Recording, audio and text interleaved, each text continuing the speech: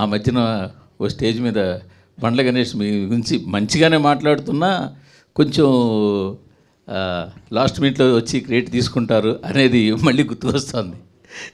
మీరు ఆ మాటలకి బాగా ఫీల్ అయ్యారని ఇన్సైడ్ వర్గాలు పోగట్ట మీరు ఎంతవరకు వీరే ఉంటారు? నేను ఈ సమాధానం చెప్పడానికి నాకు స్థాయి ఉంది, చెప్పట్లేదు. అరవింద్ గారు సార్ ఇందాక సార్ వాళ్ళందరూ వాళ్ళందరూ మాకు ఏంటంటే నైబర్స్ లాంటి వాళ్ళు. రోజు పొద్దున్నే కనపడుతూ ఉంటారు, పొద్దున్న సాయంత్రం ఆఫీస్కి వెళ్ళేటప్పుడు.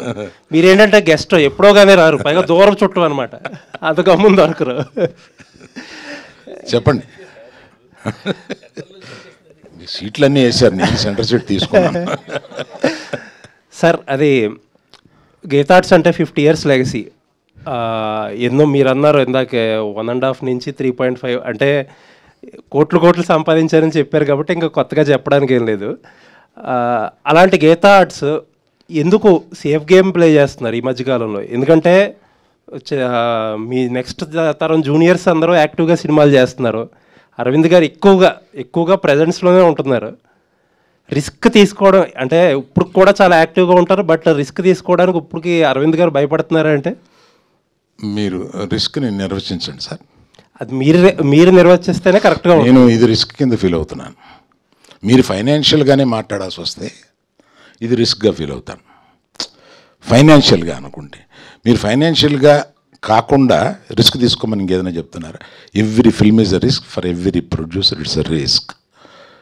రిస్క్ గ్యారంటీలతోటి ఇక్కడికి వచ్చేది ప్రేక్షకులని గ్యారంటీతో ఏది తీసుకురాలేండి. ఎవ్రీ ఫిలిం వరుస హిట్స్ కొట్టిన డైరెక్టర్స్ కానీ బ్యానర్స్ కానీ వాళ్ళకి ఫస్ట్ సినిమా పడుతుంది అని అంటే లోపల దాడి ఉంటుందండి ఎవరికైనా.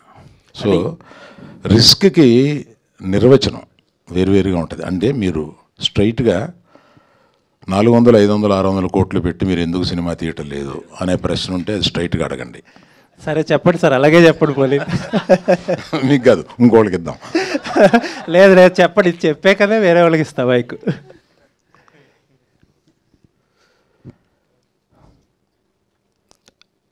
అర్జున్ తోటి చరణ్ తోటి తీయాలండి, తీసి రెమ్యునరేషన్ ఇవ్వాలి, అది ఇంటికే వస్తుంది. బయట వాళ్ళు ఇస్తే ఇది ఇంటికే వస్తుంది. నాది నేను ఇచ్చుకోవడం కన్నా బయట వాళ్ళు తీసుకుని బయట వాళ్ళు డబ్బులు కలెక్ట్ చేస్తే బాగుంటుంది అనుకుంటున్నారు. Right sir, thank you. Arvind garu, మీరు ప్రమోషన్లో ఉన్నారంటే ఏదో రకంగా దాన్ని వైరల్ చేస్తారు, కాకపోతే ఒకటి మాత్రం మిస్ అవుతున్నాము. ఈ ప్రమోషన్స్లో ఎక్కడా కూడా మీ డ్యాన్స్ చూడలేకపోయాం మేము. రష్మిక ఉంటే చేసేవాడిని.